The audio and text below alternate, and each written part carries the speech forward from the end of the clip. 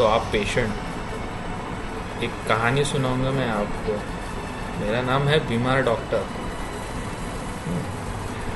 Germany में एक myth है, वहाँ पे पोसाइडन, जिसको यानी समुद्र का भगवान देवता कहते थे, उनकी एक बेटी थी ऑनडाइन।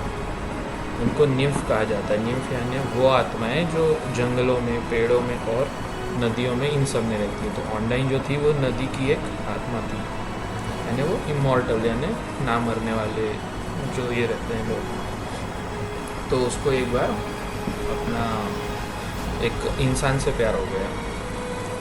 एक इंसान, बहुत सुंदर इंसान आया जिससे उसको प्यार हो गया। तो उसने उससे शादी कर ली।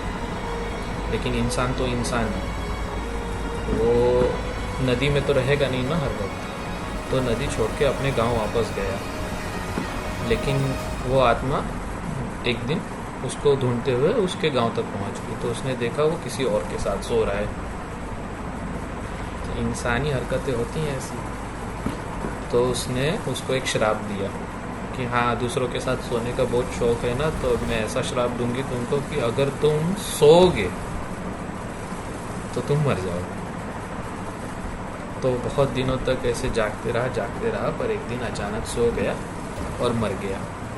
अब इसका मेडिकल टर्म्स में रेलेवेंस कैसा है वो बताता हूँ। मेडिकल टर्म्स में 2008 तक कुछ 1000 या 800 केसेस ऐसे मिले थे जिनमें न देखा जा रहा था कि लोग जब सोते थे तो मर जाते थे। तो इसको उन्होंने ना मेडिकली नाम दिया congenital central hypoventilation syndrome, central congenital hypoventilation syndrome. उसमें कैसा होता था कि अपन जब वैसे जगे रहते हैं तो अपने आगे का जो मस्तिष्क है और एक पीछे की तरफ जो छोटा मस्तिष्क होता है जिसको ब्रेन स्टेम बोलते हैं, ये दोनों कोऑर्डिनेशन यानी भागीदारी में काम करते हैं। तो अपन अच्छे से सांस वगैरह सब ले पाते हैं। जब अपन सोते हैं तो सामने का मस्तिष्क आराम कर रहा होता है और जो छोटा मस्तिष्क है जो पीछे है ब्रेन स्टेम, वो अपनी सांस प्रणाली को संभाल रहा होता है। लेकिन इस बीमारी में बचपन से छोटा मस्तिष्क पूरी तरह से बन नहीं पाता, या फिर कुछ केसेस में ऐसा भी होता है कि उस पर जब चोट लग जाती है तो वहाँ पे चोट लगने के कारण वो काम करना बंद कर देता है और वो सांसों को अपने संभाल नहीं पाता। तो ऐसे केसेस में जब इंसान सोता है तो उसके आगे का मस्तिष्क भी नहीं संभाल पा रहा होता है अपनी सांसों को, और पीछे का दिमाग तो काम ही नहीं कर रहा है, ब्रेन स्टेम। तो इस केस में आदमी की डेथ हो जाती है। तो जो पुरानी कहानी थी ऑनडाइन्स की, इससे एकदम मिलती जुलती है। तो इस बीमारी को उन्होंने नाम दे दिया था ऑनडाइन्स कर्स।